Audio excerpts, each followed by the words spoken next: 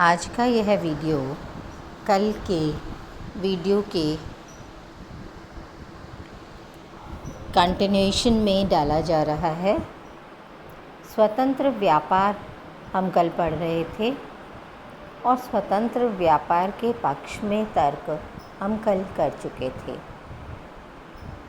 अनेक अर्थशास्त्री स्वतंत्र व्यापार के विपक्ष में अपने तर्क देते हैं।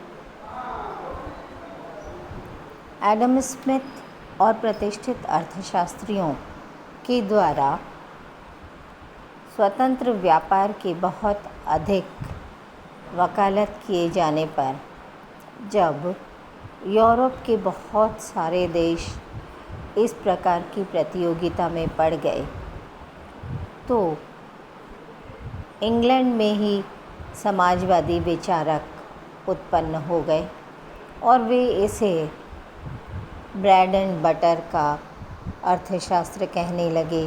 काले राक्षस के नाम से इसको पुकारे जाने लगा। धीरे धीरे जर्मनी में तथा अन्य देशों में भी स्वतंत्र व्यापार के विपक्ष में आवाज़ उठने लगी और स्वतंत्र व्यापार के विपक्ष में जो तर्क दिए जाने लगे वे मूल रूप से उस काल की प्रतियोगिता के कारण थे। एक राष्ट्र दूसरे राष्ट्र से प्रतियोगिता कर रहा था। अपने उपनिवेशों को स्थापित करने की होड़ मची हुई थी।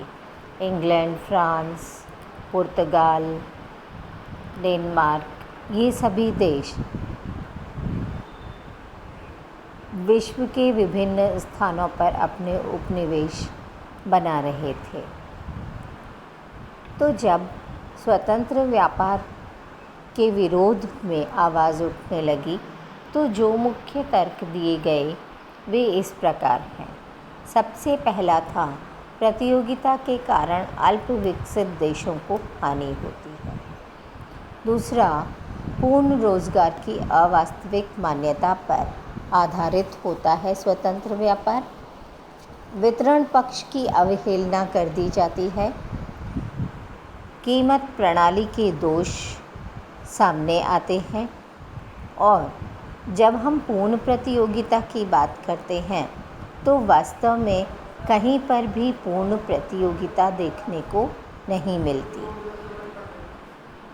फिर जो तर्क दिया जाता है वह स्वतंत्र व्यापार से गलाकाट प्रतियोगिता उत्पन्न हो जाने का होता है। ऐसे में राजनीतिक हस्तक्षेप बहुत अधिक हो जाने के कारण आर्थिक क्रियाएं बाधित हो जाती हैं।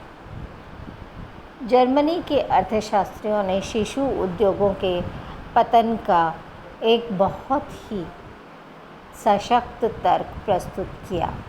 इन तर्कों के बारे में जब अपन डिटेल में बात करते हैं तो ये पाते हैं कि वास्तव में जो अल्प विकसित देशों के उद्योग होते हैं वे विदेशी प्रतियोगिता के कारण ठहर नहीं पाते। जिन देशों में किसी वस्तु को बनाने में कम लागत आती है वे कम कीमत पर अपनी वस्तुओं को निर्यात कर देते हैं तो स्थानीय वस्तुओं का बिकना बंद हो जाता